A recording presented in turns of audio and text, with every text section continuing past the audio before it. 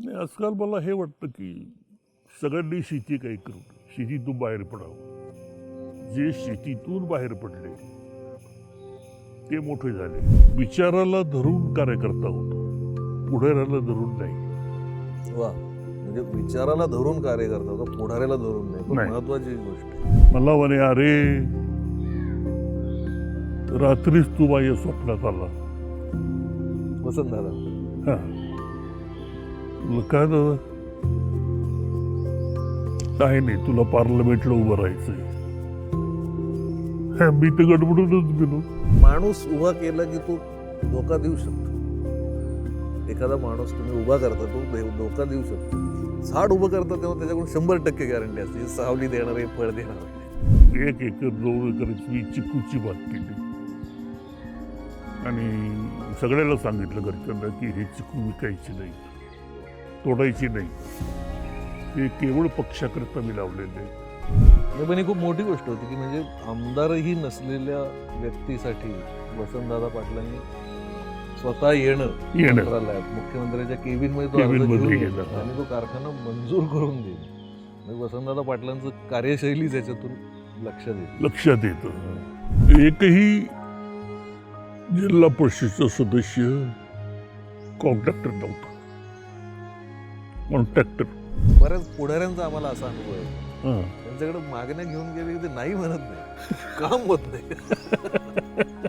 नगर जिल्ह्याचं महसूलवर काय प्रेम आहे? महसूल खातं नगरलाच का पाहिजे? काय आता मला नाही सांगता यायचं. असं का या नगरला महसूल पाहिजे? ते सतत इकडेच येतं की आपण भ्रष्टाचार केला नाही, आपण पैसे वाटले नाही, त्याला आपण हे म्हणतो करप्ट प्रॅक्टिस काही फक्त बोललो आपण आणि त्याच्यातून काय द्यायच्या याच्यामध्ये ते बसवणं आणि ते करणं, त्याच्यातून खासदारकी जाणं, याच्यासारखा वाईट अनुभव कोणता आहे?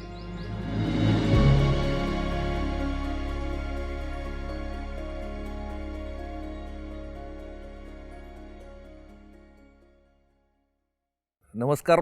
बोलबिडूच्या आपल्या तरुण मित्रांसाठी खास करून आवर्जून की महाराष्ट्राची राजकीय ओळख, परंपरा, जेव्हा जेव्हा बोललं जातं राजकारणाबद्दल तेव्हा सगळ्यात समृद्ध सुसंस्कृत नेतृत्व म्हणून यशवंतराव चव्हाण साहेबांचं नाव घेतलं जातं.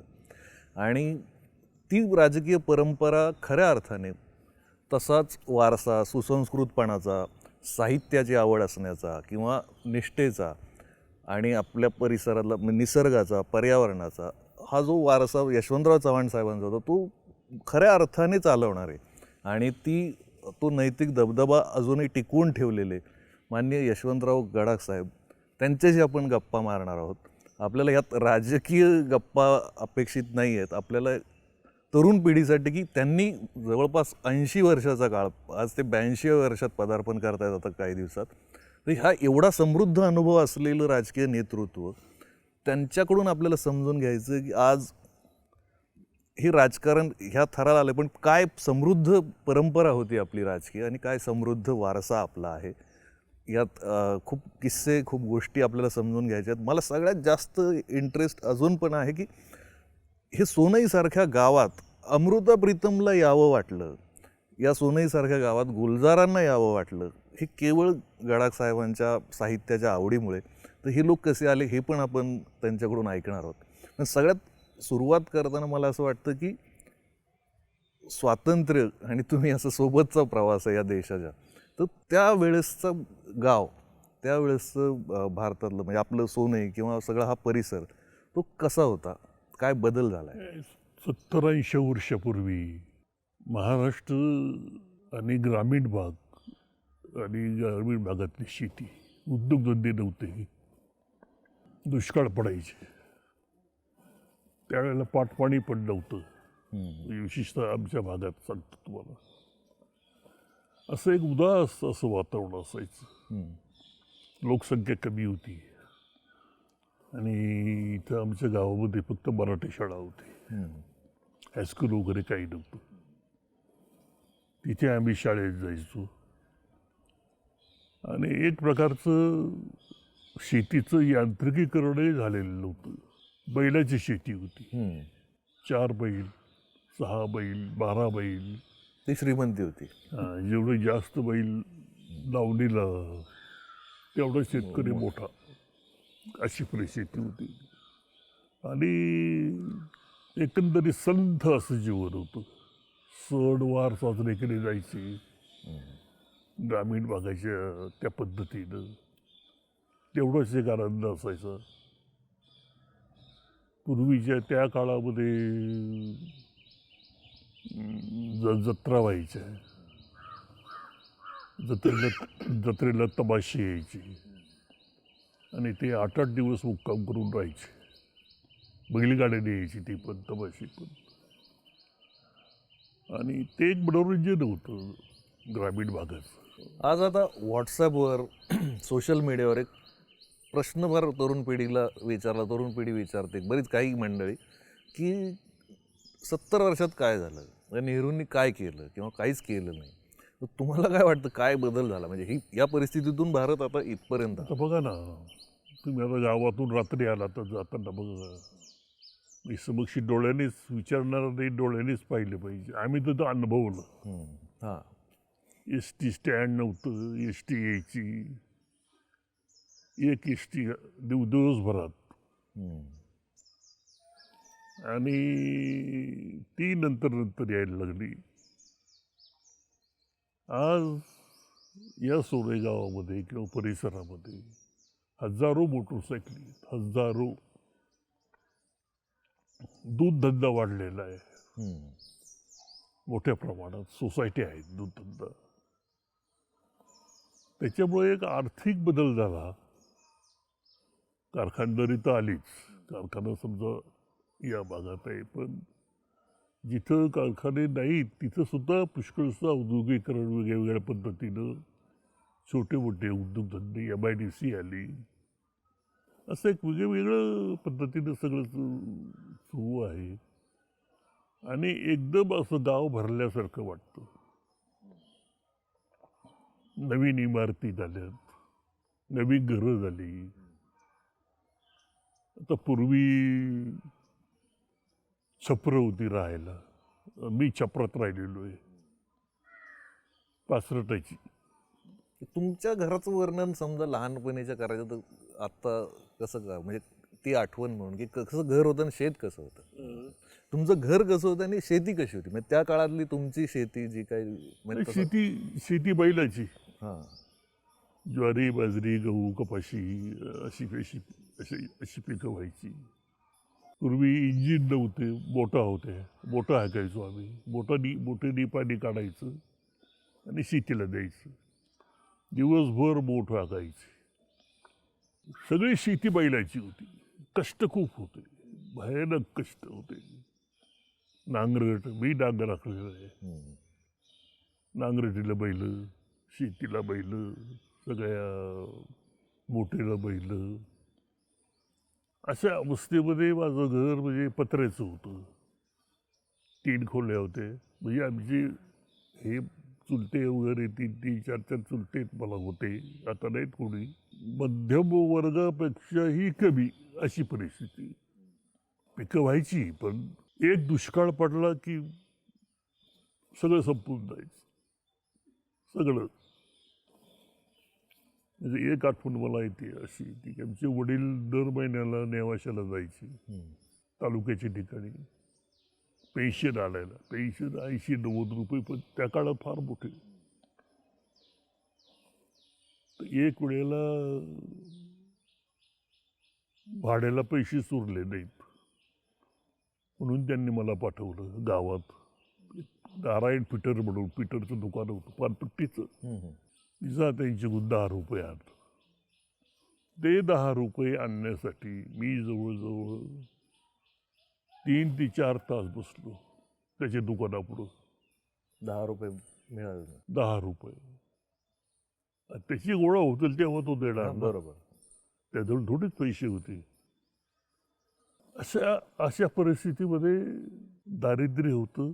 सगळ्या भाऊबंदकी होती, भांडणं चालायची. दारिद्र्यात भांडणं खूप होतात. परिस्थिती अवघड असली, बरोबर, भांडणं शेतीच्या बांधावर. या त्याच्यावर अशी सारखी भावुकी म्हणतात ती तसा प्रकार होता सगळा. पण शेती काय अजूनही शेतकऱ्याच्या समस्या आहेतच, अजूनही बदल तसा झालेला नाही, फक्त यंत्र बदललेत. बैलाच्या जागी ट्रॅक्टर आलेत किंवा असं, पण हमीभाव असेल किंवा जी दुष्काळी परिस्थितीशी सामना असेल किंवा तो आहेच ना, मग त्याच्यात काही बदल घडलेला. बदल नाही. मग शेतकरी म्हणून तुम्हाला काय वाटतं की आज काय शेतकऱ्यांनी म्हणजे नाही, आजकाल मला हे वाटतं की सगळ्यांनी शेती काही करू नये, शेतीतून बाहेर पडावं. जे शेतीतून बाहेर पडले ते मोठे झाले, मोठे म्हणजे सुखवस्तू झाले, ते नोकरीच्या निमित्तानं म्हणा किंवा कुठल्या कुठल्या का निमित्तानं होईना, धंद्याच्या निमित्तानं का होईना. पण आता शरद पवार असतील, तुम्ही आहात किंवा सगळे तुमच्यासारखे अनुभवी लोक म्हणतात की शेतीतून जरा बाहेर पडलं पाहिजे कुणीतरी, म्हणजे सगळ्यांनी शेतीवर अवलंबून राहू नये. राहू नये. ही वेळ का आली असेल शेतीवर? ही वेळ आता एक तर राज्यकर्त्यांचं धोरणात्मक दृष्टिकोन जो आहे, सगळे राज्यकर्ते आतापर्यंत जेवढे पक्ष होऊन गेले, जेवढी सरकार आली, आतापर्यंत एक नकारात्मक दृष्टिकोन शेतीकडे पाहण्याचा. शेतकऱ्याचे जे खरे प्रश्न आहेत ते शेतीला भाव मिळाला पाहिजे, मालाला, मग तो मिळत नाही. मजुरीची रेट वाढत चाललेली आहेत मोठ्या प्रमाणात. विशेषतः शेतीच्या मजूर मिळायला आता अडचणी आहेत, खूप मिळत नाही, मजूर मिळत नाही. अवघड परिस्थिती आहे. अशा सगळ्या याच्यातून शेती करणं म्हणजे एक संकटच आहे आज. आता यांत्रिकीकरण झालं त्यामुळं पुष्कळसं, पण यांत्रिकीकरण कोणाला? ज्याजवळ पैसे आहेत त्याला. अर्थात बँका कर्ज देतात, गावची सोसायटी आहे ती जिल्हा बँक कर्ज देते, बाकीचे उद्योग आहेत, गोपालन आहे, पोल्ट्रीचा व्यवसाय आहे, या सगळ्याला कर्ज मिळतं. कर्ज मिळत नाही म्हणजे पूर्वी कर्ज मिळत नव्हतं, आता कर्ज मिळतं. पतसंस्था आहेत निघाल्या मोठ्या प्रमाणात, त्यामुळं आज पैशाची कमी नाही. पण आजही तीच परिस्थिती आपण सगळी पाहतो. चित्र हे की केवळ तो जे पिकवतो त्याला भाव मिळत नाही. तिथंच खरं शेतीचं मोठं गडबड आहे. एक कुठला आजार गाईचा किंवा एक पिकावरचा आजार हे ते सगळं संपूर्णच टाकताना, हो, आणि त्यात सगळ्यात जास्त फसवलं गेलं शेतकऱ्याला. म्हणजे चंदनाची स्कीम येते, शेवग्याची काहीतरी स्कीम येते, कुठं ते काळं कोंबडंच येतं त्याच्यात फसवणूक होते, इमू पालन होतं. असं हे वारंवार आपल्याकडे घडतं की शेतकऱ्याला अशी एक योजना आणली आणि फसवलं जातं. म्हणजे त्यामुळे मला वाटतं सगळ्यात जास्त ती समस्या झाली. बरोबर. पण तुम्ही आता तुमच्या आठवणींचाच विषय म्हणून की तुमच्या लहानपणी तरुणपणी राजकीय पक्षांचा प्रचार कसा झाला? आता जे अंगावरच येतात, आता जे सतत पेपरमध्ये टी व्हीमध्ये ह्याच्यात सोशल मीडिया. तुमच्या लहानपणी प्रचार कसा होता? नाही, प्रचार आमच्या लहानपणी वरची त्यांची उमेदवार ठरले की गाव भिंडी रंगवायची. गावातले जे मोकळ्याच्या ठिकाणी भिंतीमध्ये पेंटर असायची त्या गावोगाव त्यावेळेला, त्यांना ती डिमांड असायची. ते उमेदवाराचं नाव, चिन्ह असं जे त्या पक्षही थोडे होते, भिंती रंगवायची. एखादी गाडी कधीतरी येऊन भोगं देऊन जायची दिवसातून. बाकी असा प्रचार फार असा नव्हता. पण गावातले जे प्रमुख माणसं होती, पाटील होते, पोलीस पाटील, मुलकी पाटील वगैरे वगैरे, किंवा आणखी 2-3 प्रमुख माणसं, तर यांचं गाव ऐकायचं. अरे आपल्याला येळ्याला याला मत द्यायचं, तर गाव ऐकायचं सगळं. जुनी माणसं होती पण ती खूप विचारणं होती. एकमेकाचा मान राखणं, एकमेकाचं बदल झाला म्हणजे माझ्या लहानपणी ग्रामीण भागामध्ये पगड्या होत्या घालायला शेतकऱ्या. पगडी पगडी फेटे किंवा पगड फेटी नंतर नंतर आली. आली. आधी पगडी पगडीवाली पिढी गेली. माझ्या डोळ्यासमोर घडलेलं. हो हो बरं. नंतर फेटे आले. एखादी मीटिंग बोलवली की सगळे फेटेच. हे फेटे कुठून आले मग? पगडी दोन फेटे आपल्याकडचेच फेटी परिचित आहे तिकडे सगळे. हे आपण फेटे गेले नंतर टोप्या आल्या. बरोबर. ते गांधी टोपी जायचं ते. गांधी टोपीपासून टोप्या आल्यानंतर सगळे म्हणजे कार्यकर्त्याचं सांगतो मी. कार्यकर्ते कशी बदलत गेले. आता तर बोडकीच आहेत. हो. आता आता नेते स्वतःला टोप्या नाही घालत, दुसऱ्याला घालतात. असं असं सगळं प्रचाराचं हे होतं. आणि निवडणुका शांतपणे असायच्या, सभा व्हायच्या. आमची वाळू म्हणून प्रसिद्ध आहे दोन्ही गावाच्या मध्ये. त्याला वाळू भरायचो आम्ही. वाळू कुठं चालला? वाळूच चाललो. तिथं सभा व्हायच्या आणि सभेला सगळे लोक यायचे ऐकायला. हे मात्र विशेष आहे. म्हणजे भले आपण त्या विचाराचे नसो, हां गाव जमणार. हां सगळे यायचे. कोणाची का सभा झाली? कुठल्याही पक्षाची. म्हणजे हे तर मी पण माझ्या लहानपणी बघितलं की माणसं ऐकायला खूप उत्सुक होते सभा. उत्सुक. म्हणजे कारण काही नेते- नव्हतंच ना. हां, तसं हे होतं. काही नव्हतं. किंवा असं म्हणू शकतो की माणसं ऐकण्यात होते.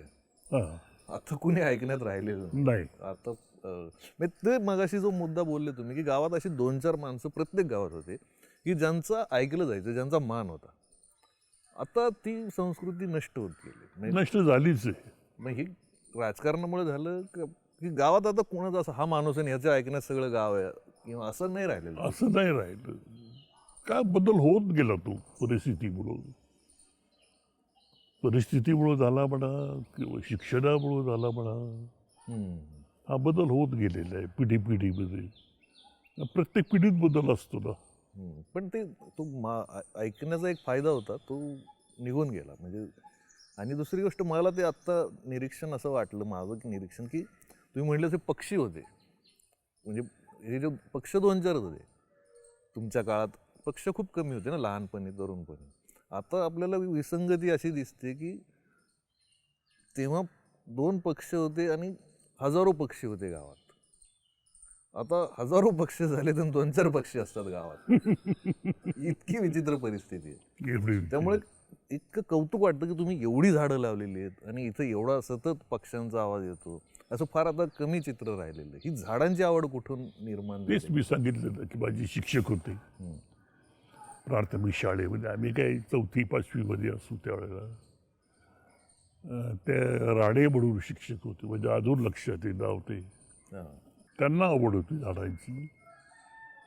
आमचे ते वर्ग शिक्षक होते. त्यामुळे त्यांनी ती आवड आमच्यामध्ये लावली. आम्हाला झाडं लावायला दिली. 4-4, 5-5 झाडं तुम्ही लावा आणि ती जगवा. त्याला रोज पाणी घालायचं शाळेत आल्याबरोबर. इथपासून ती आवड सुरू झाली म्हणा किंवा मुळातच ती आवड होती म्हणा. पण झाडांचं मला खूप आकर्षण, खूप लहानपणापासून.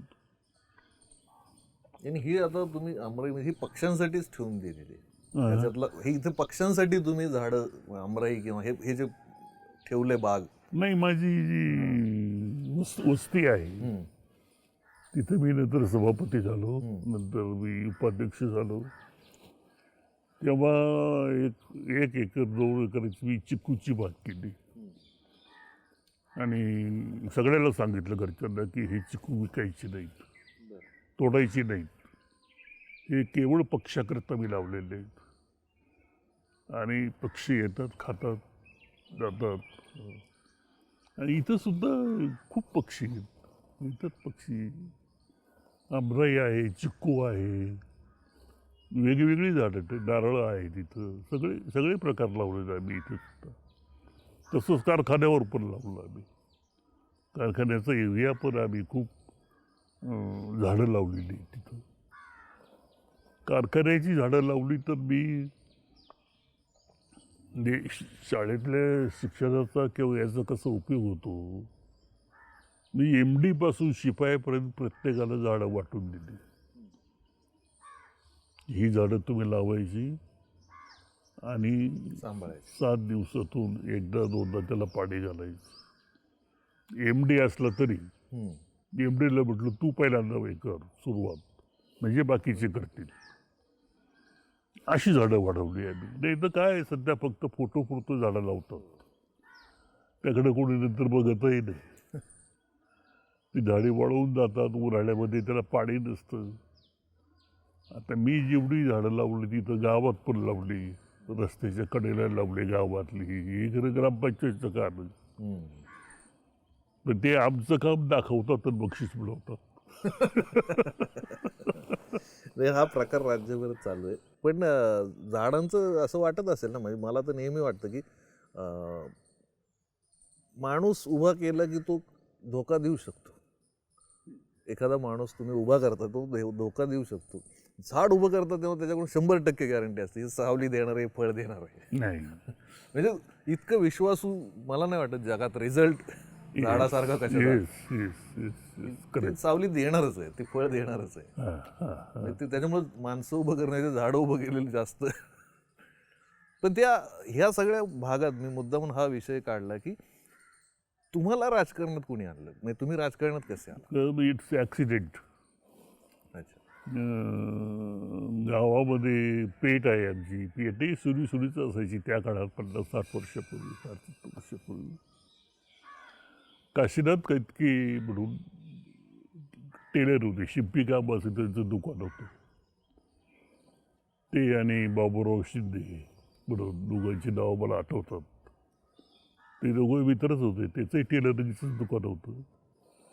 आणि सुट्टीमध्ये दिवाळीला, दसऱ्याला, उन्हाळ्यामध्ये सुट्टी कॉलेजला पडली की गावी यायचो आम्ही 15-15 दिवस, एक महिना. तर मोकळ्या वेळात मी त्याच्या दुकानात जाऊन बसायचो. वर्तमानपत्र यायचं एखादं, ते आपण तिथं वाचायचं, गप्पा मारायचे त्यांच्याशी. जिल्हा परिषदेची निवडणूक आली, 67 झाली आणि काँग्रेस पक्षानं आमच्या भागाला, आमच्या गावाला गुलाबराव पाटील होते, आम्ही माझे चुलत बंधू. अपेक्षा लोकांची होती की त्यांना तिकीट मिळेल, पण त्यांना काही तिकीट मिळालं नाही. आणि इकडं बाहेरचा उमेदवार दिला या भागात, दुसऱ्या गटातला. तर ते सहज मला म्हटले की यशवंतराव तुम्ही राहता का जिल्हा परिषदला उभं? माझे काही ते मी हो म्हणून गेलो. ती हो म्हटल्यानंतर असं वातावरण असं तयार होत गेलं आपोआप लोकांच्या मध्ये. एक तर पहिला ग्रॅज्युएट मी गावातला. अच्छा, तुम्ही पहिले ग्रॅज्युएट? हां. असं मग नेवाशाला गेलो फॉर्म भरायला, तर मी पहिल्यांदा मामलेदार कचेरी पाहिली. त्यावेळेला काही कारण नाही ना, बरोबर. शालेय जीवनामध्ये मामलेदार कचेरीचं काय कारण आहे बघायचं. पाहिलं आणि तिथं बिरंगणे म्हणून मामलेदार होते. म्हाताराग्रस्त होतं. मी एकदम कॉलेजला होतो, छोटा पोरगा. ते मला म्हणे तुम्हाला एक सल्ला देऊ का मी? तुम्ही हे राजकारणात नका पडू. अच्छा. चांगलं शिकलेले आहेत तुम्ही, आणखी शिका. कुठेतरी मोठ्या याच्यामध्ये मिलिटरीमध्ये जा किंवा याच्यात जा.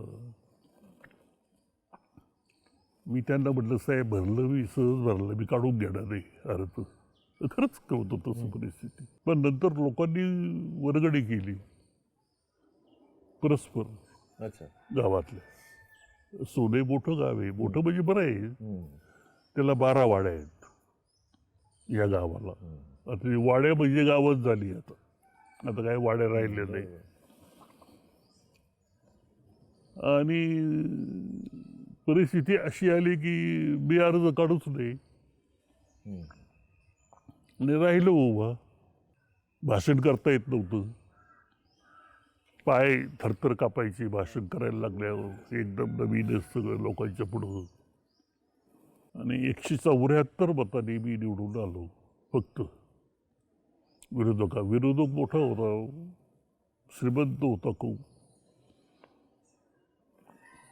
तुम्हाला किती खर्च लोकांनी आला? मला मतं दिली हो. किती खर्च आला त्या निवडणुकीत? हा? खर्च किती झाला निवडणुकीत, त्या निवडणुकीत त्या काळात? खर्च लोकांनीच दिला ना वर्ग. हा, म्हणजे काहीच न माझं काहीच नव्हतं. अच्छा. वडीलही म्हटले व पैसे नाही, हा. तू बा कसं करायचं, तुला काय करायचं. काय 1,500 दिले असतील त्यांनी, पण त्यांनी काय होणार आहे. बरोबर. मग सगळे हँडवेल छापणं हे गाड्या लावायचा काय प्रचार नव्हता. गावातलं एक जणाची ट्रक होती, त्या ट्रकमध्ये बसून आम्ही प्रचाराला जायचो.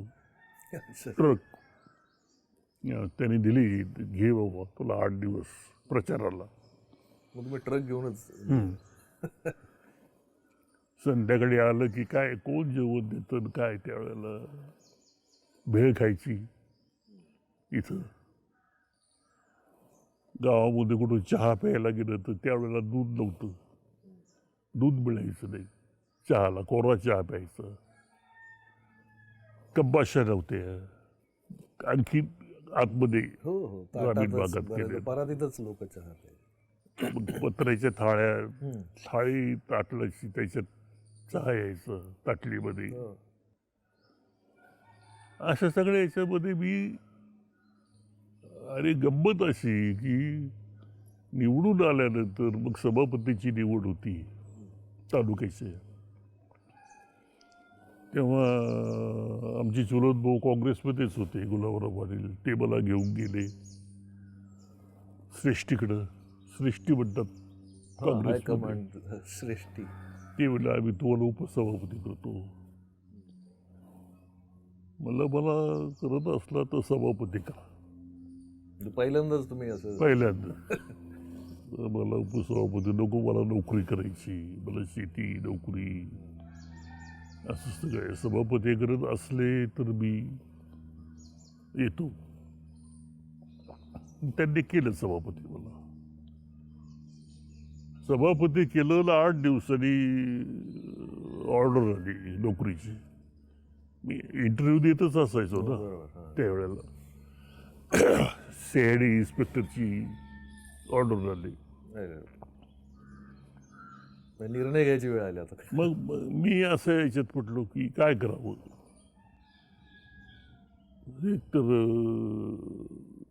ऑर्डर आले म्हणजे प्रशिक्षणासाठी. माझ्या मनाचं मोठं घालमेल झाली त्यावेळेला की आपले आई वडील म्हातारे आहेत, शेती करायला कोण नाही. याच्यामध्ये आपण सर्व्हिसला जाणार, एक छोटा भाऊ होता.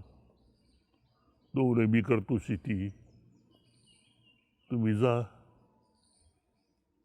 वडिलांना विचारलं, ते म्हटले तुझं तू ठरव काय करायचं ते, तू काय आता लहान नाही. बरोबर. अशा याच्यामध्ये एक मन म्हणायचं नाही. हे म्हणतात सगळे तर नकोच होय, आपण जाऊ. एक मन म्हणायचं काय वेगळी वाट निवडली तर काय हरकत आहे. रिक्स काय, धोका आहे. सभापती गेलं तर मग काय काढणार. मग त्यावेळेला काय सभापतीला मला 300 रुपये महिना मिळायचा मानधन. बरोबर. मग घेतला निर्णय शेवटी. नाही तर घेतला नसतं तर आता सलाम करत बसलो असतो हा, म्हणजे मंत्र्यांना. तो खरा तर निर्णय असा होता की सलाम घ्यायचे, सलाम करायचा का घ्यायचा, असाच निर्णय झाला तो. हा निर्णय झाला. पण ह्याच्या एवढा मोठा निर्णय घेतला, पण पुढचं राजकारण काही सोपं नव्हतं ना. म्हणजे नाही भयानक अवघड होतं. नंतर परत जिल्हा परिषद आली, परत लढवली. मग माझं कामाचं स्वरूप वगैरे पाहून त्यावेळेला काय काँग्रेस पक्षाची सत्ता असायची. मला उपाध्यक्ष केलं जिल्हा परिषदेचं. आणि तिथून पुढं मी या प्रश्नाला हात घातला साखर कारखान्याचा. कारण ऊस शेतकरी पेकवायचा, ऊस थोडा थोडा अर्धा एकर, एक बोटाच्या पाड्यावरती असायचं. नंतर इंजिन आले, इंजिन नंतर इलेक्ट्रिक मोटर आले. पण शेतात राहायला लागलं. बरं, ऊसाचं पीक आहे, कर्जाचं पीक आहे, भांडवली पीक आहे, आणि त्या काळात कष्टाचं पण पीक होतं. आज सोपं झालं ऊस. कष्टाचं पण, कष्ट, भांडवल सगळंच. आणि ती परिस्थिती मी पाहिली. मी म्हटलं हे पंचायत समिती, जिल्हा परिषद हे काही खड्डे बुजवायचं काम, रस्ते, शाळा आहे, काम आहे. मग बेसिक काही नाही ना शेतकऱ्यांचं हे वाढण्यासाठी. आपण काय करतो, आपण एवढं शिकलो म्हणजे काय ग्रॅज्युएट झालो तर साखर कारखाना काढायचं. मीटिंग घेतली गावातल्या लोकांची, सगळ्यांनी मला पाठिंबा दिला, शेअर्स दिले. 250 रुपयाला पहिला हप्ता, 250 रुपये शेअरचा. लोकांनी शेळ्या विकल्या, मेंढ्या विकल्या, घरचं कोणी दागिने गहाण ठेवली 250 रुपयासाठी. अशी परिस्थिती होती काहींची. तो एक जबरदस्त परिणाम माझ्या मनावरती झाला की नाही, हे आपण केलंच पाहिजे, त्याशिवाय पर्याय नाही. पण लायसन्स मिळत नव्हते. लायसन मिळायला मला 10 वर्ष लागली कारखान्याचं. अण्णासाहेब शिंदे होते केंद्रामध्ये. आणि या सगळ्या परिस्थितीमध्ये धोरणच नव्हतं केंद्राचंही. धोरण आलं, मग मला वसंतदादांनी मदत केली. कारण मी काय त्यावेळेला खासदार नव्हतो, आमदार नव्हतो, कोणी नव्हतं, काय नाही. तेव्हा कारखाना तुम्हाला दिला? हां, तेव्हा ते कारखान्याचं लायसन्स मिळालं. मोठा इतिहास आहे तो.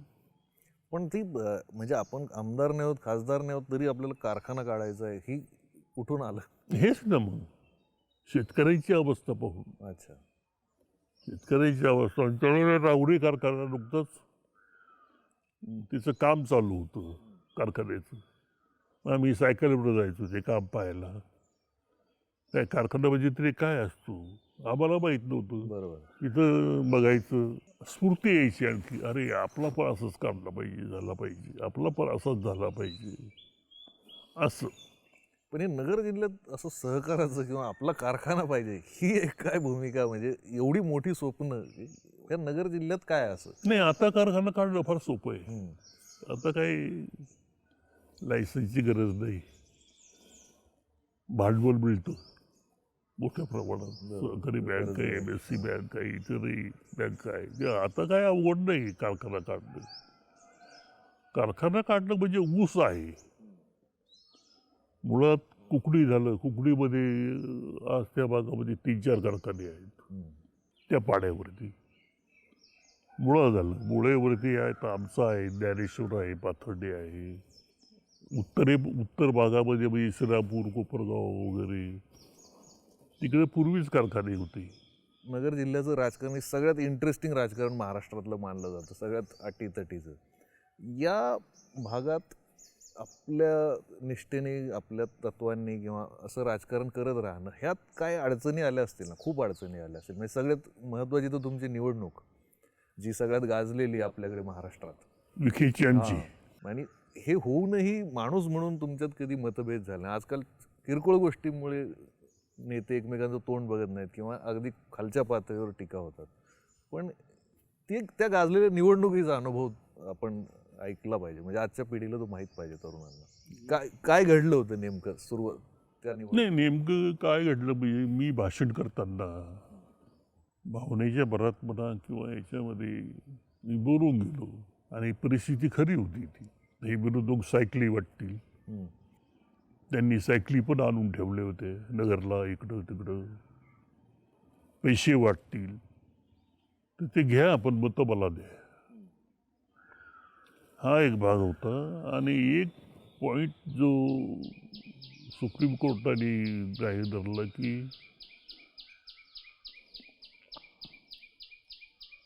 नाव घेऊ नये, पण एक रिटायर्ड हायकोर्ट जज जे होते आमच्या भागातले, ते आधी अपक्ष उभे राहणार होते या मतदारसंघामध्ये. तर त्यांना दुसऱ्या मतदारसंघात जाण्यासाठी पैसे दिले गेले. हे मी भाषणात बोललो. अच्छा. आणि ते करप्ट प्रॅक्टिसमध्ये आलं. त्यातून माझं निवडणूक गेली. हा, म्हणजे तुम्ही निवडून आले होते, निकाल तुमच्या बाजूने लागला होता, निवडून त्याच्यानंतर केस झाली. निवडून आलो, 2 वर्ष गेले, खासदारकी केली. आणि त्या 2 वर्षामध्ये कोर्टातनं हे झाल्यानंतर मग माझी खासदारकी गेली. मग नंतर मी माझं मन साहित्यात रमवलं. पूर्वीपासून मला तर आवड होतीच वाचनाची. महाराष्ट्रातली ती पहिली निवडणूक असेल कोर्ट म्हणजे हे झालेली, कोर्टात गेलेली. हो, मला पहिली. वाटतं पहिलीच पहिली, निवडणूक हा. असेल. आणि त्याच्यात शरद पवारांवर पण आलं होतं की आलं त्यांची पण होतं. निवडणूक रद्द, हो, म्हणजे हो. निवडणूक लढवता येणार नाही, मला वाटतं असं काहीतरी होतं ना. लढवता येणार नाही असं नव्हतं, पण जबाबदारीने बोलावं एवढे कॉमेंट्स होते फक्त पवारांवर. पवारावर. अच्छा. पण तेव्हा अशी ती निवडणूक गाजली. पण नंतर माझं तुमचं आणि शरद पवारांचं जे नातं आहे, म्हणजे त्यातला पवारांची ओळख कशी झाली आणि त्याविषयी ऐकायला नाही, युथ काँग्रेसपासून आम्ही बरोबर होतो. सुरुवातीला युथ काँग्रेसची ती अध्यक्ष होती महाराष्ट्राची. आणि तेव्हापासून आमची ओळख कार्यक्रमाच्या निमित्तानं, मिटिंगच्या निमित्तानं, तेव्हापासून आम्ही जवळ आलो. त्यांचा लक्षात राहणारा गुण कोणता आहे तुम्हाला, म्हणजे आवडणारा गुण किंवा त्यांचं सगळ्यात लक्षात राहणारा गुण किंवा खास वैशिष्ट्य तुम्हाला काय वाटतं? पवारांचं वैशिष्ट्य काय? पवारांचं वैशिष्ट्य आहे की तो कामाचा माणूस आहे. सतत काम, कार्यकर्ते लक्षात ठेवणं. कार्यकर्ते आज महाराष्ट्रातले कार्यकर्ते जर कोणाला ऐकायला माहिती असतील तर फक्त शरद पवारला आहेत. नावानिशी ते कुठल्याही महाराष्ट्रामध्ये कुठल्याही जिल्ह्यामध्ये जाऊन कार्यकर्त्याला हाक मारू शकतात. एवढंच नाही, त्याच्या सुखामध्ये दुःखामध्ये येणं. तुमचा असा काही भावनिक किस्सा आहे का किंवा मेमोरेबल आठवणीतला किस्सा आहे का पवारांविषयीचा, म्हणजे जो एक आपलं सगळ्यात महत्त्वाची आठवण असते ना, किंवा सगळ्यात आठवणी तशा पुष्कळ आहेत. तर कामाचं मी म्हटलो तर आमचं एक मुळा कारखान्याचं एक काम होतं. फायनान्स डिपार्टमेंट ते अडवलं होतं. मी शरद पवार मुख्यमंत्री होते, मी त्यांच्याकडे गेलो. त्यांना सांगितलं की असं असं आमची चूक नाही ह्याच्यात, पण सरकारने असं चुकीचा निर्णय घेतला आमच्या बाबतीतला. मग त्यांनी माहिती घेतली, सगळी केलं. ते फायनान्स सेक्रेटरीला सांगितलं की हे काम करायचं, तरी त्याने ऐकलं नाही. मग 8च दिवसामध्ये त्याची बदली केली त्यांनी माझ्या कामासाठी. माझं म्हणजे वैयक्तिक नव्हतं, माझं सार्वजनिकच काम होतं. आणि दुसरा फायनान्स सेक्रेटरी याला घेतला, मग त्याने ते काम केलं. अशा कामाच्या बाबतीत, याच्या बाबतीत या सगळ्या म्हणजे खरं तर मोठमोठ्या लोकांसोबत तुम्ही काम केलेलं आहे. या सगळ्या त्यात मित्र म्हणून किंवा सहकारी म्हणून शरद पवारांचा आवडलेला एखादा आठवण तुमची की एखादा गुण, त्याविषयी आपण बोलूया. म्हणजे तुम्ही कितीही किस्से सांगितले तरी चालतील, असं तुम्ही कितीही किस्से सांगितले तरी चालतील. म्हणजे हा एकच सांगा असं काय आपलं हे नाही. चव्हाण साहेबांचं सांगतो मी. म्हणजे सगळ्याविषयीच आपण. तर युवक काँग्रेसचा मेळावा होता आमचा, तरुण पूर्व महाराष्ट्रातले सगळे मुंबईला शनप्रकाश हॉलमध्ये. तिथल्या याच्यात आमचे तिथं चव्हाण साहेबांचं भाषण झालं. ते आम्हाला म्हटले की तुम्ही सगळी तरुण पिढी आहात. जीवनामध्ये काय करायचं काय नाही हे तुम्ही ठरवलं पाहिजे. तुम्हाला पोहायला शिकायचंय तर त्यासाठी समुद्राच्या कडेला जाऊन फक्त लाटाकडे पाहत उभं राहणं. ही लाट आली गेली, दुसरी येऊ दे, आता मग उडी मारू, तिसरी येऊ दे, मग उडी मारू. तर लाटा पाहण्यात तुमचं आयुष्य जाईल. कडेला गेलं तुम्हाला पोहायचंय, तुम्ही धाडकन उडी टाकून दिली पाहिजे. अति विचार करत बसला तर आयुष्य फुकट जाईल तुमचं. निर्णय घ्यायला शिकलं पाहिजे, धाडस करायला शिकलं पाहिजे. म्हणजे त्यांच्या भाषणातून एक प्रकारची उर्मी मिळायची, मार्गदर्शन मिळायचं. आम्ही कॉलेजला असताना त्यावेळेस नगरला त्यांच्या सभा व्हायच्या, गॅदरिंग याच्या गांधी मैदानामध्ये. आम्ही सगळ्यांची सभा ऐकायचो. डांगे, अत्रे, बाळासाहेब भारदे. त्यावेळेला अशीच्या सभा ऐकायला गेलो म्हणजे मग त्यातून विचाराला चालना मिळायची. चव्हाण साहेबांची सभा म्हणजे एक नगर कॉलेजच्या हॉस्टेल लावून सायकलवर जायचं, सायकल लावायची, सभा ऐकायची. एक विचाराला चालना मिळायची. पण लवकरच ते दिल्लीला गेले, त्याच्यामुळं आमचा संबंध काय फार. तुमची भेट झाली असेल ना? केशीला आमचं दिल्लीला आम्ही होतो, औरंगविषयी होती आणि मी. त्यांचा शेवटचा काळ होता, आजारी पडले ते. त्यांना ताबडतोबीनं दवाखान्यामध्ये दाखल केलं, हॉस्पिटलला. ते आम्हाला कळालं लगेच. आम्ही दोघं जण गेलो. 3-4 तास त्यांची सेवा करायला मिळाली. त्यांचे पाय दाबून दिले, पाणी प्यायला दिलं, सगळं दिलं. 3-4 तास आम्ही तिथं पाहिलं. कोणी नव्हतं. ते म्हणतात की शेवटच्या काळात ते एकटे पडले. एकाकीच होते. त्यांचा तो शिपाई नेहमीचा बाहेर बसलेला उदास. त्यांना तसं नातेवाईकही फार नव्हती. मूल नाही, हे नाही, मुली नाहीत, मुलं नाहीत. आणि नुकती झाल्यामुळं कोणी नसेल.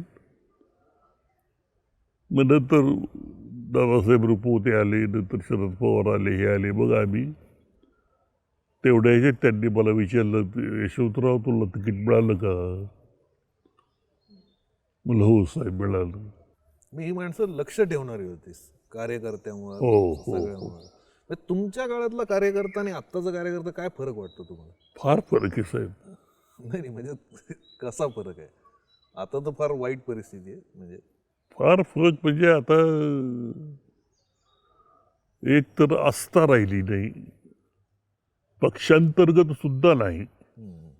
म्हणजे पक्षांतर्गत आस्था तर नाहीच, त्यापेक्षा विरोधी पक्षातल्या मंडळीची जास्त आस्था आहे. परिस्थिती अशी.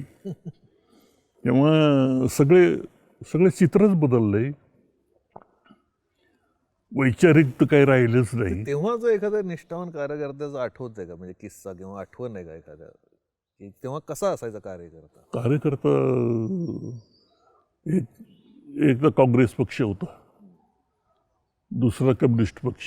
आमच्या जिल्ह्यापुरतं संबंध चांगले होते एकमेकाशी. जरी पक्ष वेगळे असले तरी विचाराला धरून कार्यकर्ता होता, पुढाऱ्याला धरून नाही.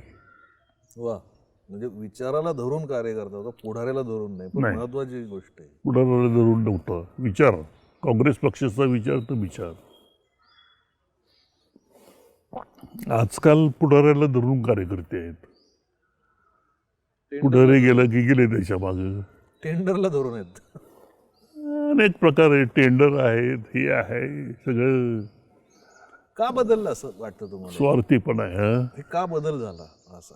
काय तुम्हाला मी म्हटलो ना की पिढी बदलले की सगळं चित्र बदलतं.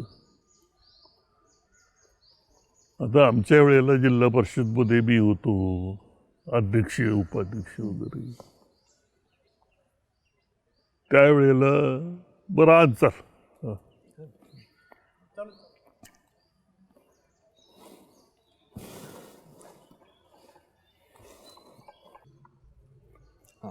एकही जिल्हा परिषदचा सदस्य कॉन्ट्रॅक्टर नव्हता.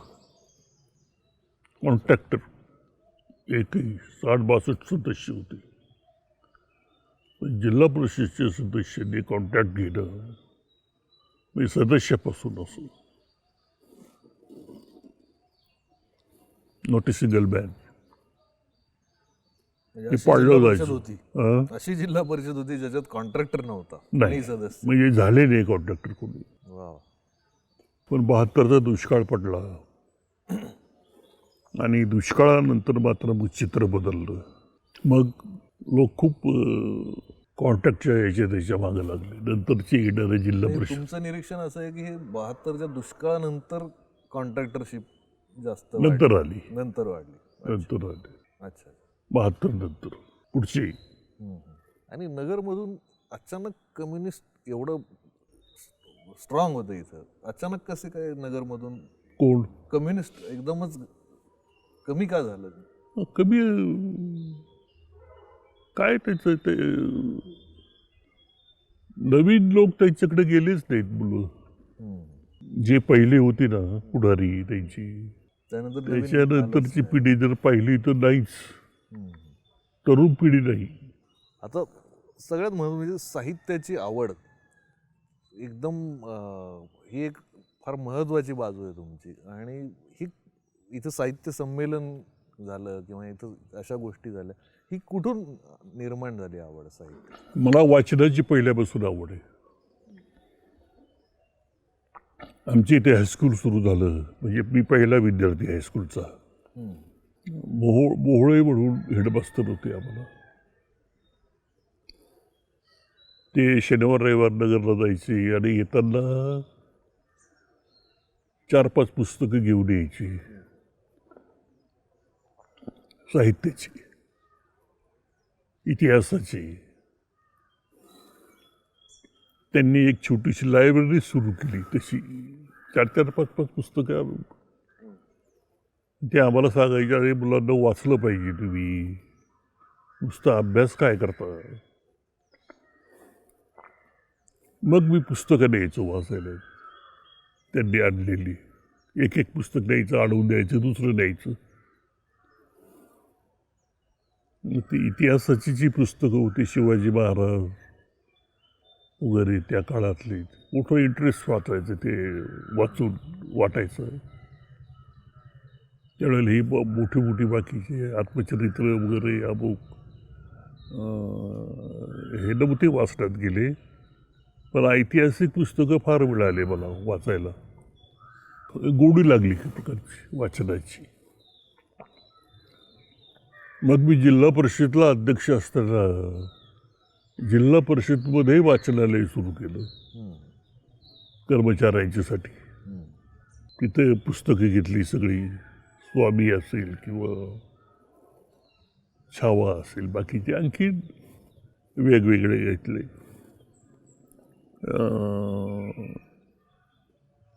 कर्मचाऱ्यांच्यासाठी मीटिंग घेऊन सगळ्याला सांगितलं की मी पुस्तकं आणली जाता इथं, तर वाचा तुम्ही.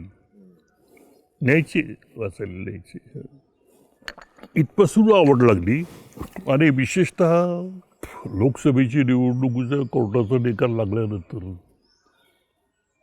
खासदारकी गेल्यानंतर मला वेळ मिळाला. आणि खासदार असताना सुद्धा दिल्लीला वेळ मिळाला, निवांत मोकळा. तिथेही लायब्ररी मोठी, मराठी पुस्तकं पण आहे तिथं पार्लमेंटची.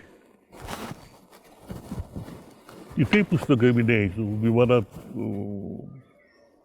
बसल्यानंतर 2-2.5 तासाचा वेळ मिळायचा. त्याच्यात एखादं पुस्तक वाचून व्हायचं. जाताना एक, येताना एक. आवडच झाली निर्माण ती वाचनाची. भूक ज्याला म्हणतो आपण तशी होती. मग हे ते प्रवास अमृता प्रीतम इथं आल्या, मला वाटतं पाहुणे म्हणून आपल्याकडे आले होते. त्यांना बोलवा असं काय वाटलं तुम्ही? नाही, आता दिल्लीमध्ये साहित्याच्या दृष्टीने मला पुस्तकं किंवा या सगळ्या मोठ्या मोठ्या लोकांच्या भेटी गाठी वगैरे अरुण शेवतेमुळं मला हे मिळालं. त्यांनी त्याचं एक पुस्तक होतं कोणतं कवितेचं, त्याचं प्रकाशन करण्याच्या दृष्टीने त्यांनी अमृता प्रीतमला बोलवलं. त्यांची होती वाटतं ओळख काहीतरी आधी माझ्या फ्लॅटवर दिल्लीला. छोटाच फ्लॅट होता पण तिथं त्या पुस्तकाचं प्रकाशन झालं. तिथं माझी त्यांची ओळख झाली. तेव्हा मी त्यांना म्हटलं या आमच्या भागात ग्रामीण भाग बघायला. येईल म्हटल्या. ते आल्या एकदा अमृता प्रीतम. तसा प्रतिसाद म्हणजे सोनई सारख्या गावात अमृता प्रीतम सारखी कवयित्री येते. काय म्हणजे त्यातले आठवलेले काय क्षण आहेत म्हणजे तो काळातले म्हणजे अमृता प्रीतमचं विशेष काय वाटलं किंवा कसा झाला तो कार्यक्रम सगळा? कार्यक्रम नाही झाला, त्या फक्त भेट द्यायला आल्या. भेट झाली फक्त. कार्यक्रम त्या कारखान्यावर आल्या. मला वाटतं 26 जानेवारी की काहीतरी होतं, झेंडा वंदन त्यांच्या हस्ते आम्ही केलं अमृता प्रीतमच्या. तेव्हा त्या असं म्हटलं की मला भास होतोय की या कार्यक्रमाला इंदिरा गांधी आलेले आहेत, असं भास होतोय मला.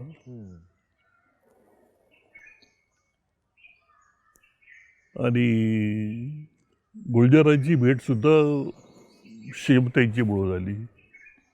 म्हणजे अरुण शेवतेवर खास प्रेम आहे गुलजारांचं. म्हणजे सगळ्यात मराठीत जवळचा माणूस असं अरुण शेवते. येस, ते मित्रच झाले नंतर दोघं. मग त्यांना निमंत्रण दिलं मी. ते आले, इथं राहिले. 2-3दा आले ते. गुलजार इथं राहिले पण ना. गुलजारांचं काय वैशिष्ट्य वाटलं? गुलजारांचं बुद्धिमान माणूस, कवी माणूस. संध्याकाळी जेव्हा आम्ही गप्पा मारायला बसायचो तेव्हा त्याने एक उदाहरण सांगितलं होतं. एक प्रगती होते ती काय अशी एकदम होत नाही. एखादा डोंगर चढायचा असेल तर वळलं घेत घेत घेत घेत घेत घेत रस्ता चढायला लागतो, तेव्हा माणूस वर जातो. शिखरावर डायरेक्ट नाही जाऊ शकत, सरळ चढणीमध्ये नाही जाऊ शकत. वळलं घ्यावीच लागतात, म्हणजे कष्ट करावेच लागतात. हे नंतर तसं म्हटलं प्रगतीचं आहे. एकदम प्रगती शक्यच नाही वगैरे अशी उदाहरणं द्यायची. ते त्यांनी एक त्यांच्या हॉलिवूडमधला किस्सा सांगितला की प्रोडक्शन मॅनेजर होता. तो कुठल्याही गोष्टीला अरे उद्या 50 कलाकार पाहिजे. हो सर. एकदाही नाही म्हटलेला तो मी त्याचं ऐकलं नाही.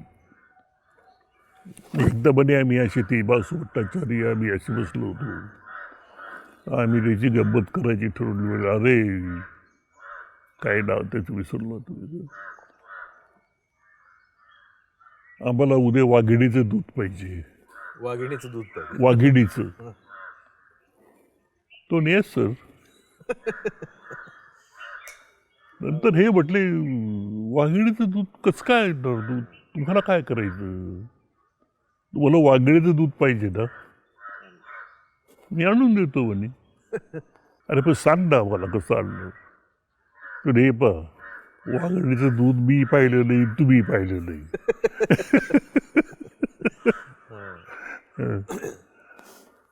मी उद्या शेळीचं दूध आणतो, तुम्हाला दाखवतो हे वाघिणीचं दूध आहे. बरोबर. तुम्हाला तरी काय माहिती वाघिणीचं दूध काय? पण नाही म्हणायचं नाही कशाला. असे किस्से बरोबर चर्चेमधून याच्यामधून त्याच्यामधून असे व्हायचे. पण बऱ्याच पुढाऱ्यांचा आम्हाला असा अनुभव येतो, हां. त्यांच्याकडे मागण्या घेऊन गेले की ते नाही म्हणत नाही, काम होत नाही. अर्ज घेऊन जाते मला हा कर. पुढारीही असायचे. पण या दरम्यान इथं साहित्य संमेलनात पण म्हणजे सगळ्यात महत्त्वाचं की साहित्य संमेलन पण भरवलं, म्हणजे त्यात तुम्ही होता स्वागताध्यक्ष म्हणून. त्यात सगळ्यात म्हणजे त्यात आवडलेले लोक साहित्यिक किंवा एकूण त्या संमेलनातल्या काही खास आठवणी तुम्ही. त्या संमेलनाला साहित्यिक पुष्कळ आले होते. कदा आम्ही निमंत्रणं दिली, घरी जाऊन दिली. त्यांच्या माडगुळकर आले होते. तर इथे साहित्य संमेलन भरलं, त्याच्या बद्दल साहित्यिकांमध्ये किंवा पत्रकारांमध्ये खूप आवडलेलं साहित्य संमेलन होतं नियोजनाच्या बाबतीत, आणि खूप लोकांनी त्याबद्दल लिहिलं पण. पण त्या संमेलनात बाकी पण काही गोंधळ झाले होते, तर त्याबद्दल काय आठवणी आहेत तुमच्या? बाकी म्हणजे जे पु ल देशपांडेंचं बद्दल, म्हणजे पु ल देशपांडे हो. आणि ठाकरे यांचा जो वाद झाला त्या काळात, हो, त्याची पार्श्वभूमी पण होती. नाही त्याचं तो आधी झाल्यामुळं पुलंच्याबद्दल ते त्यावेळी त्यांचा यंदा ठराव घ्यायचा होता निषेधाचा, ठाकरेंचा, आणि तो इथल्या शिवसैनिकांना होऊ द्यायचा नव्हता ठराव. म्हणजे साहित्य संमेलनात बाळासाहेब शेवटी ठाकरेंच्या निषेधाचा ठराव आणायचा होता, ठराव आणला जाणार होता, हो. कारण त्यांनी पुलंबद्दल खूप अपमानात्मक टिप्पणी बोलले केली. होते ते. मग ते शेवटी त्यांचं कार्यकारी मंडळ माझ्याकडे आलं आणि ते असं म्हटले की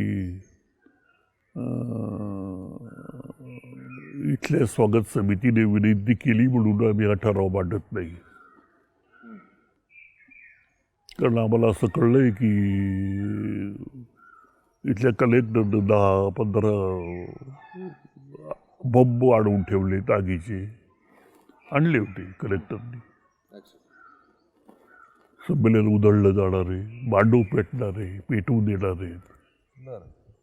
त्यापेक्षा स्वागत समितीनं विनंती केल्या म्हणून आम्ही हा ठराव वाटत नाही, आमच्यावर आम्ही घेणार नाही.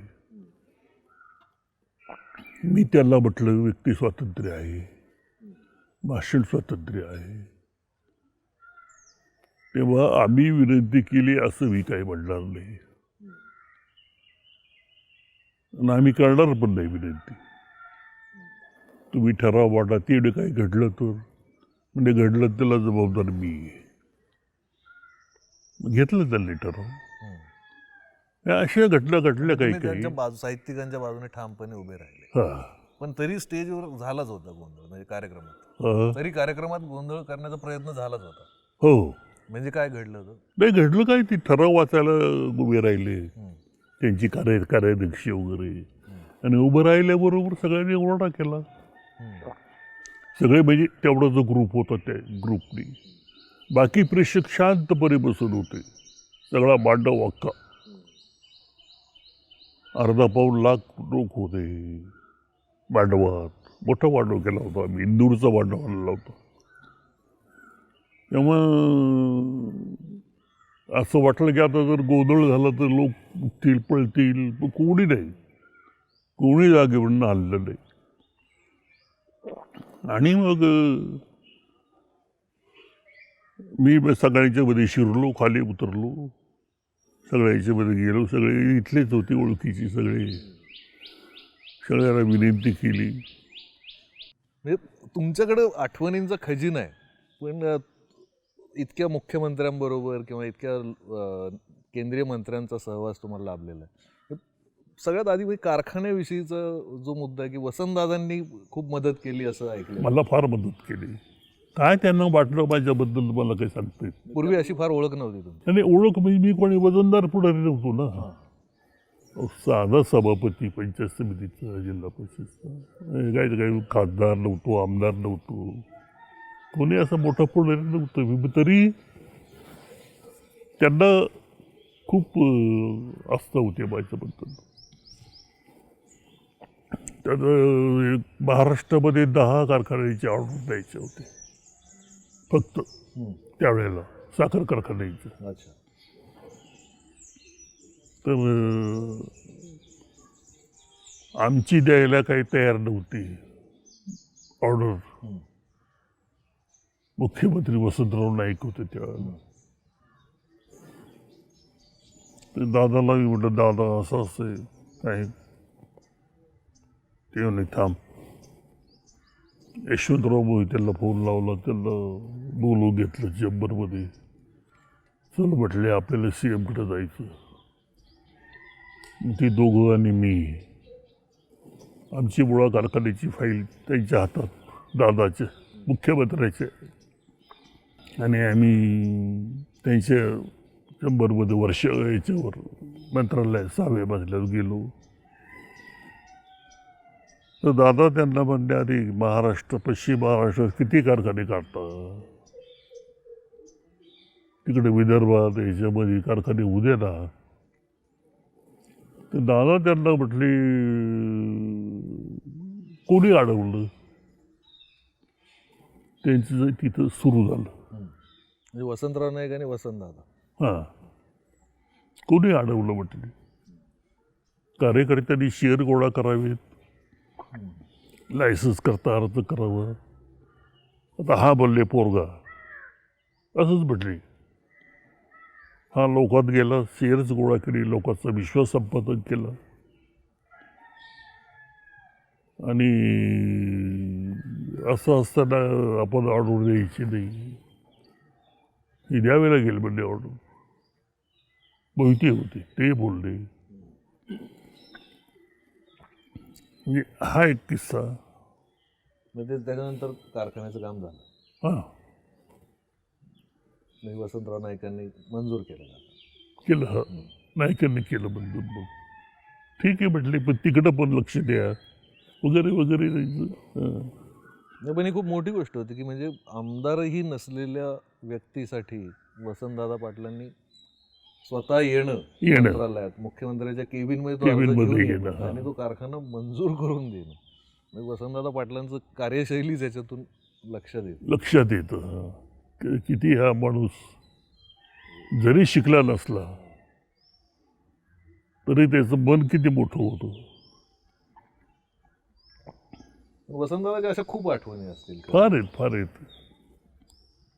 त्या कोकणातल्या निवडणुकीची मदत द्यायची होती मला. माझं खासदारकीचं तिकीटही त्यांनी दिलं पहिलं, दादाने. बरं. दिल्लीला मी गेलो, मला नाही, निवडणुका जाहीर झाल्या आणि मी वर्षावर गेलो होतो. तर माझ्या डोक्यातही नव्हतं काही, दुसरं काम होतं माझं. तर वर्षावर त्याचे ते वर राहत होते, तिथं गेलो मी वर. त्याची बॉडी चालू होती, मसाज. अरे ये म्हटलं, ये बस इथं, हे नाश्ता दे, चहा दे. मला म्हणे, अरे रात्रीच तू माझ्या स्वप्नात आला. वसंतदादा. हां, म्हटलं काय दादा. काय नाही, तुला पार्लमेंटला उभं राहायचंय. मी तर गडबडूनच गेलो डायरेक्ट एकदम. हां, त्या जिल्ह्यात एकाच गटाकडे दोन्ही खासदारकी नाही. इकडे बाळासाहेब विखे आणि दुसरं आठरे पाटील, दोन्ही एकाच गटाचे ना, अंतर्गत आमच्या. बरोबर. तुला उभं राहावं लागेल. तुला माहिती घेतली, तू फार चांगलं काम केलं जिल्हा परिषदला, सत्कार केला आहे सगळ्या कलाकारांचा, कलावंतांचा, या बाकी सगळ्या. तर तू कामाला लाग, जीप गाड्या वगैरे बघ. मला म्हणे, काय कामाला लागत नाही, तिकीट तिकीटच घेऊन. नंतर मग शेवटी शंकरराव चव्हाण भेटले दादांना, की दादा आपलं यांना राजीव गांधी त्यावेळेला की मी एकच तिकीट मागतोय, मग तेवढं यांचं 18चं तेवढं द्या. त्यांनी दिलं माझ्या जागेवरचं आधी. ते दादांना कळलं रात्री 11:30ला. महाराष्ट्र दरला होतो आम्ही. तिथून दादाने काठी चल रे बंडे, राजीव गांधीकडे जायचं. राजीव गांधीकडे गेलो घरी. तेवढे माझं हे प्रेस्टिजचं सीट आहे, तेव्हा हे तिकीट दिलं पाहिजे. दुसरं तिकीट मला चालणार नाही. अरे दादाजी, उन्होंने एक ही मांगा है टिकट, शंकरराव दे दो, सब दे दो उनको. दादा सब टिकट उनको ही दे दो, चलो. उनको बोलना कि चुन के लाना सबको.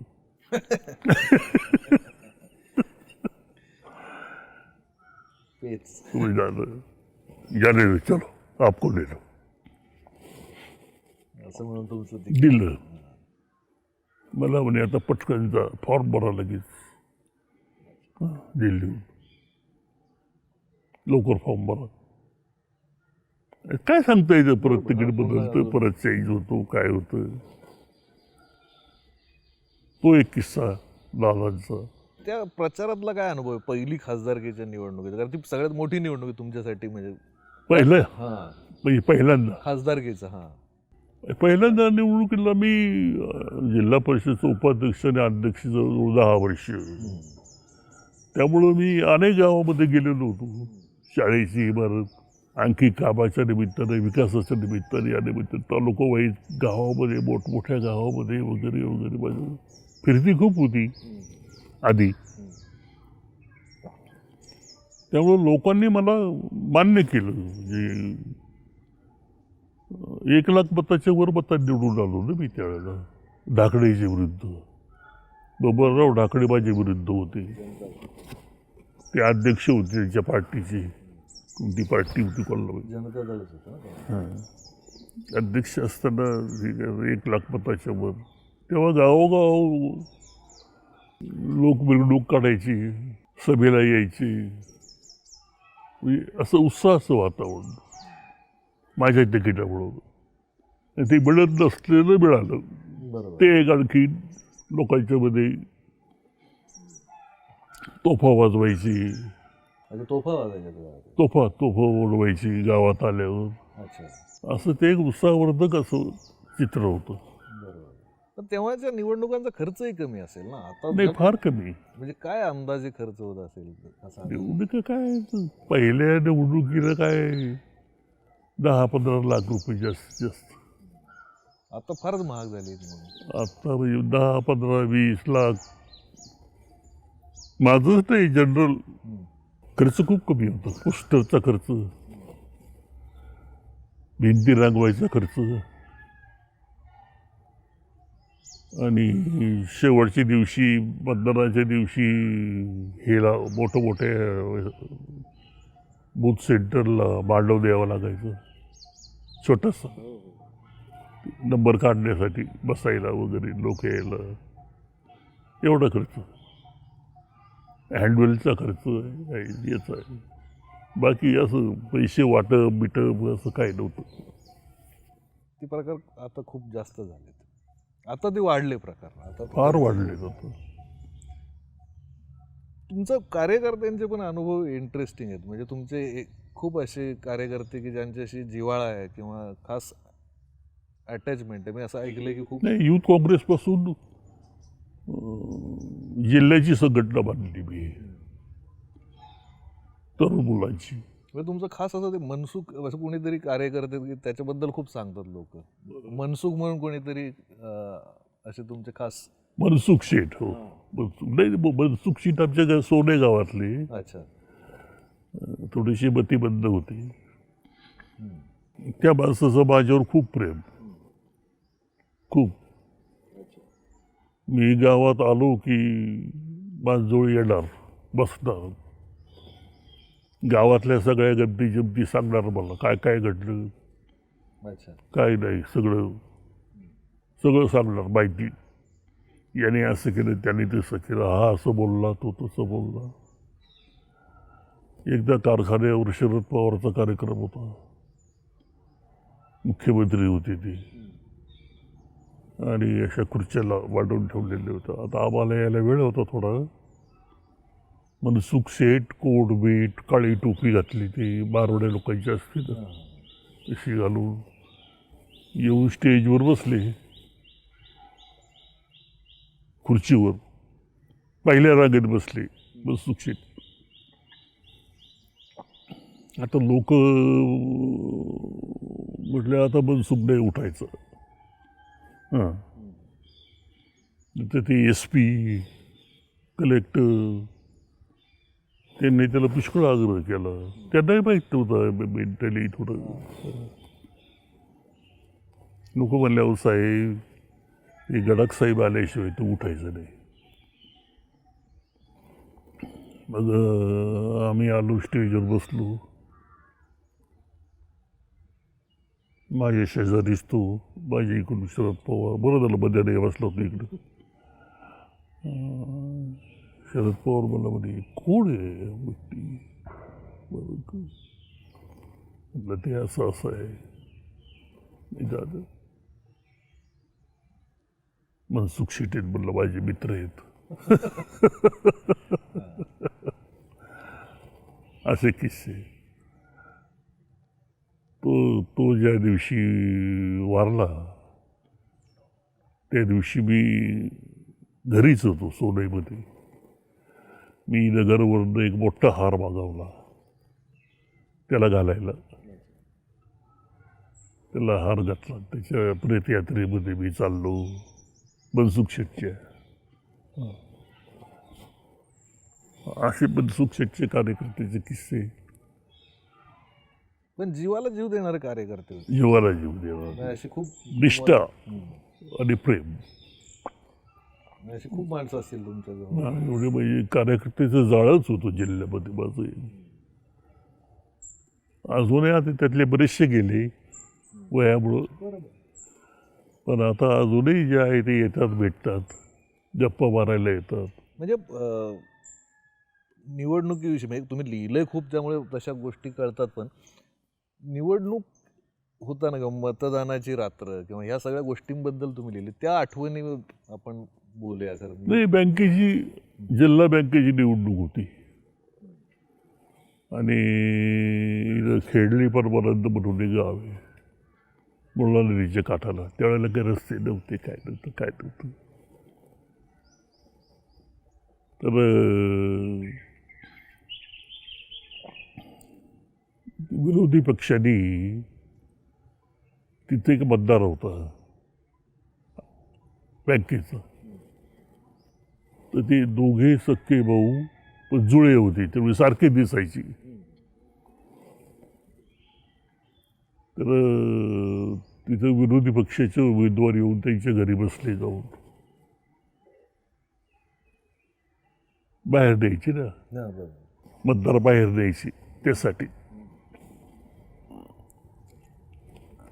नंतर तिथे केशव पाटील म्हणून त्या गावचे पाटील, त्यांनी जागल्या पाठवला. जागले त्यावेळेला गाव जागले असायचे पाटलाकडं, की जाय त्याला घेऊन ये. मग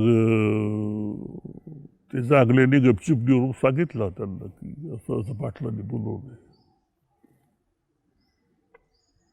मग यांनी काय केलं, यांनी आत गेला, लुगडं नेसला.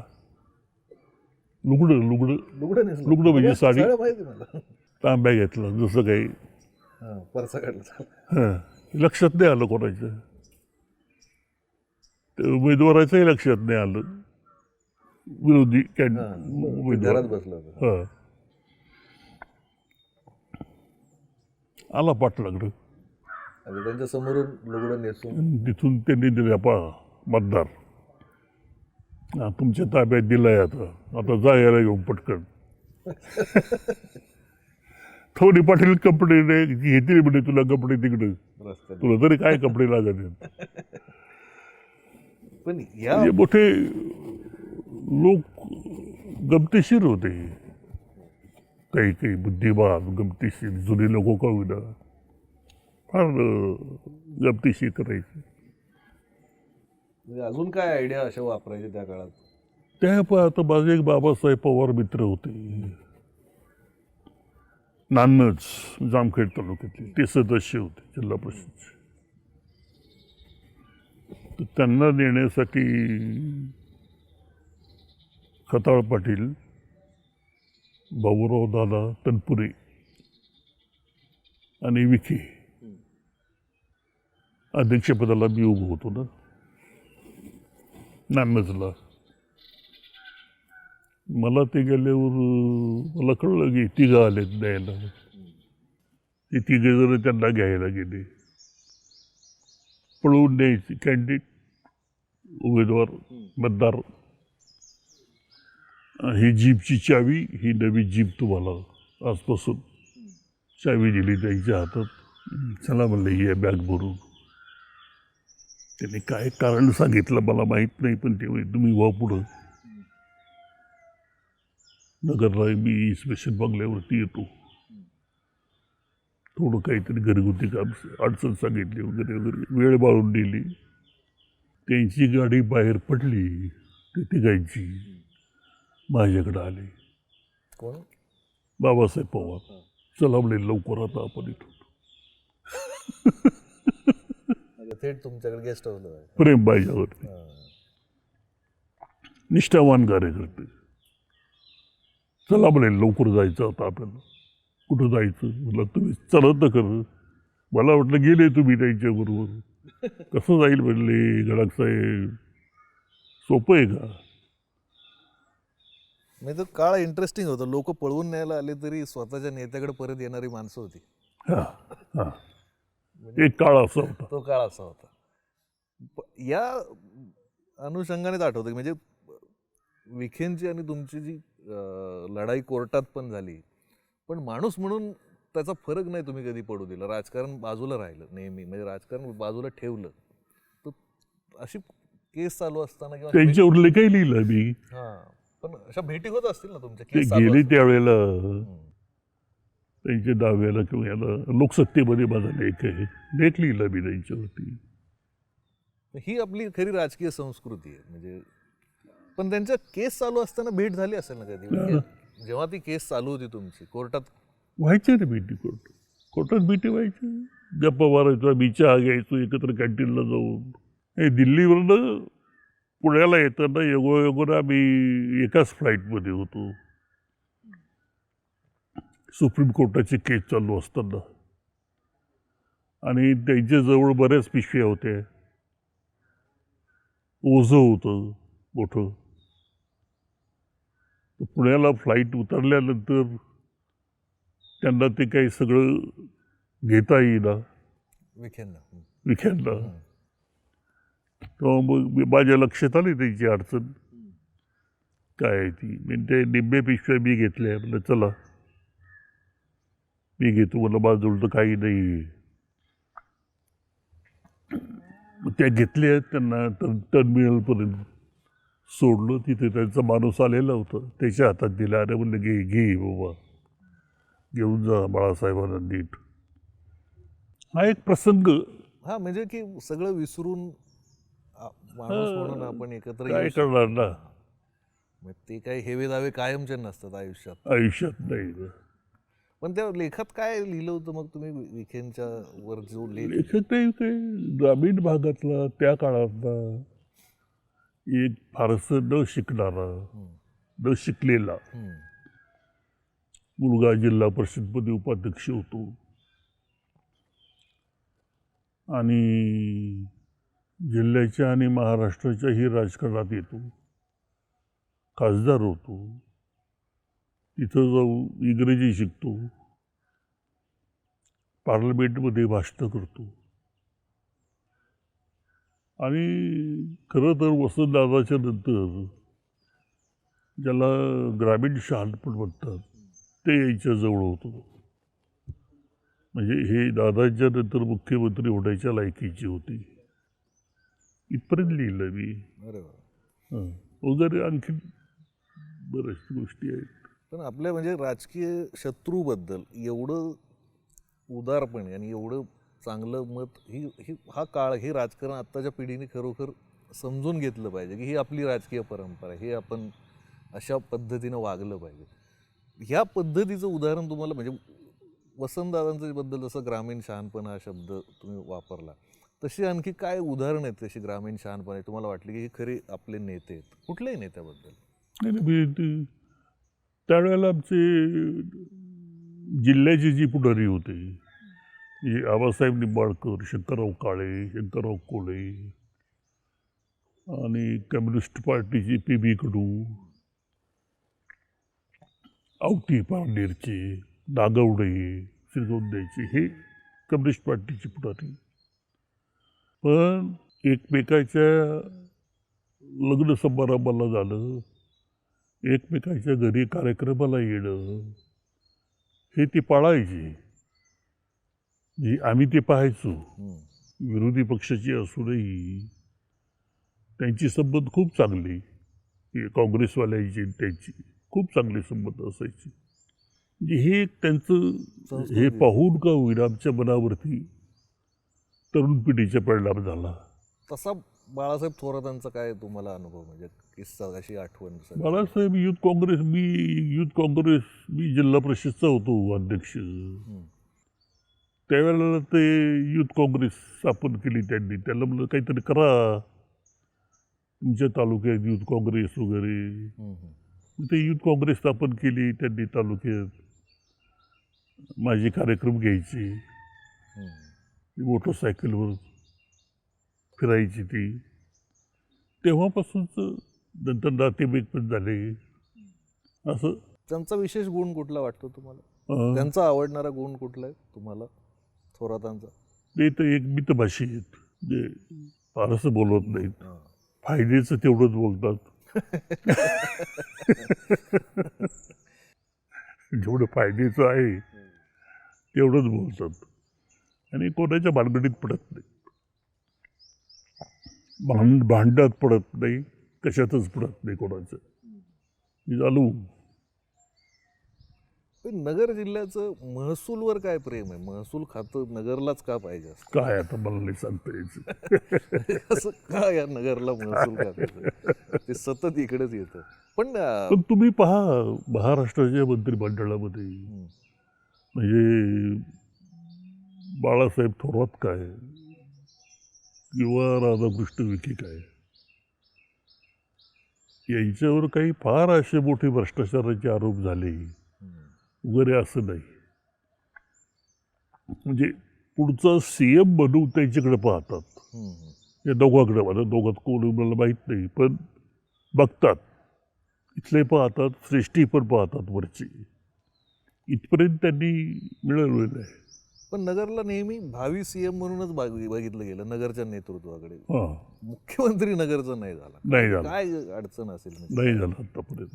म्हणजे सगळ्यात मोठ्या जिल्ह्याचा मुख्यमंत्री होऊ शकला नाही. हो, म्हणजे दुर्दैव हुलकावणी देते. दुर्दैव आहे. जिल्ह्यातली गटबाजी आहे. सगळ्यात मला महत्त्वाचा मुद्दा वाटतो की या पूर्ण राजकीय याच्यात तुम्ही 3-4 जण जे आहात, यांनी तसे आरोप किंवा तशा गोष्टी आल्या नाही कधी तुमच्याबद्दल, चर्चा झाल्या नाहीत त्या पद्धतीच्या की जसे भ्रष्टाचाराच्या असतील किंवा तुम्ही ते पाळलं चारित्र्य किंवा ह्या सगळ्या गोष्टी तुमच्या बाबतीत राहिल्या. पण कधीतरी एवढी मोठी तुमची राजकीय कारकीर्द आहे, कधीतरी असं की सोडून द्यावं हे राजकारण किंवा काहीतरी वाईट अनुभव आलाच असेल ना? की फार वेळेला आला. म्हणजे त्यातला कुठला अनुभव की ज्याच्यातून तुम्ही बाहेर आलाच, पण सगळ्यात वाईट अनुभव काय वाटला तुम्हाला राजकारणात? नाही, सगळ्यात वाईट अनुभव हाच लोकसभेच्या निवडणुकीचा, कोर्टाचा. तो सगळ्यात वाईट की आपण भ्रष्टाचार केला नाही, आपण पैसे वाटले नाही. म्हणजे त्याला आपण हे म्हणतो करप्ट प्रॅक्टिस काही केली, फक्त बोललो आपण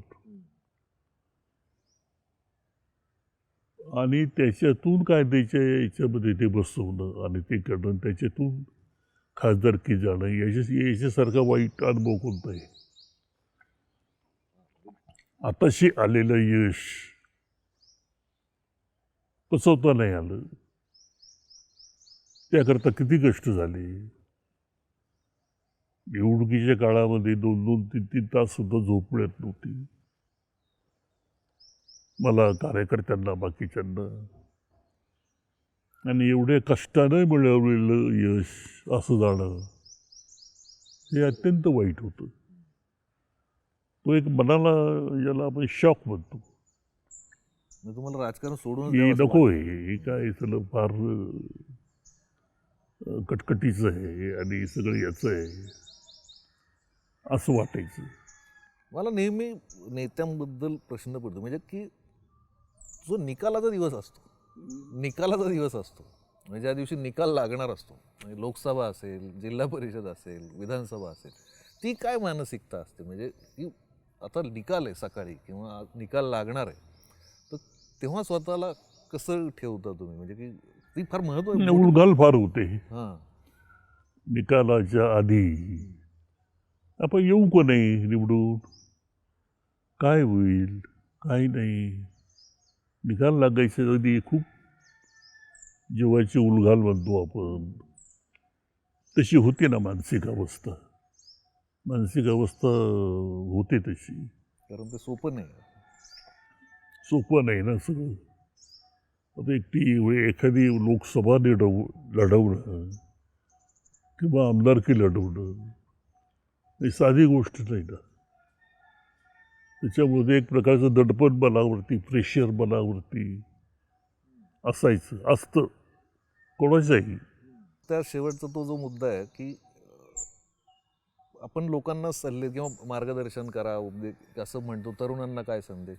पण तुम्ही केलेल्या ज्या खूप चांगल्या गोष्टी आहेत त्यातलं की मुलाचं लग्न, म्हणजे आज सगळ्यात मोठी समस्या गावोगाव की थाटात लग्न लावणे किंवा ह्या सगळ्या ज्या गोष्टी आहेत, तर तुम्ही त्या परंपरा काही निर्माण केलेल्या आहेत, त्याविषयी फक्त आपण बोलून समोर. इतक्या उत्तम पद्धतीने तुम्ही तो लग्न सोहळा केला होता.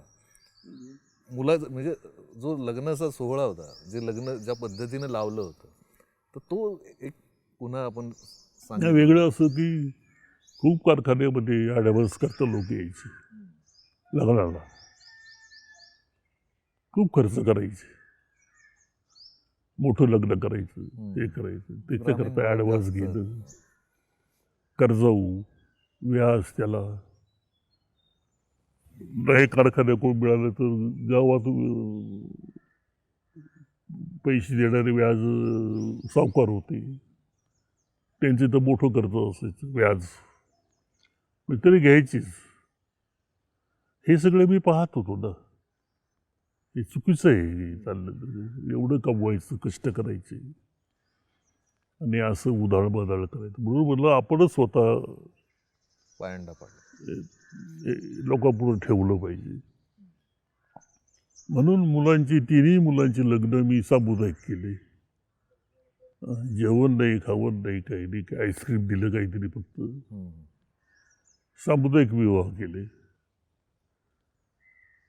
पण ते काय रुजलं नाही समाजात. म्हणजे तुमच्यासारख्या माणसाने हे आदर्श घालून दिला होता. तो लग्नाचा मुद्दा काही ते सोडायला तयार नसतं. रुजला नाही, तर मनामध्ये रुजला नाही लोकांच्या. पण तुम्ही लावलेली झाडं रुजली आहेत, तुम्ही जी साधेपणा जपलाय, किंवा तुम्ही हे खरोखर ही झाडं बघून पूर्ण परिसरातली खूप अभिमान वाटतो. आणि हे फार महत्त्वाचं काम आहे. याच्या सावलीत किंवा पक्ष खुश असतील नसतील, पक्षी खुश आहेत.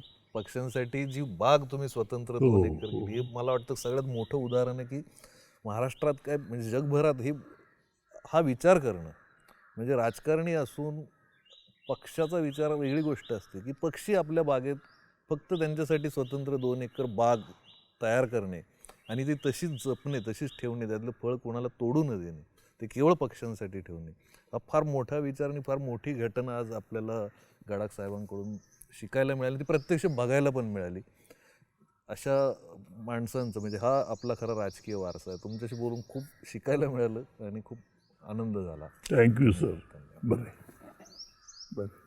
चांगलं झालं बोलत.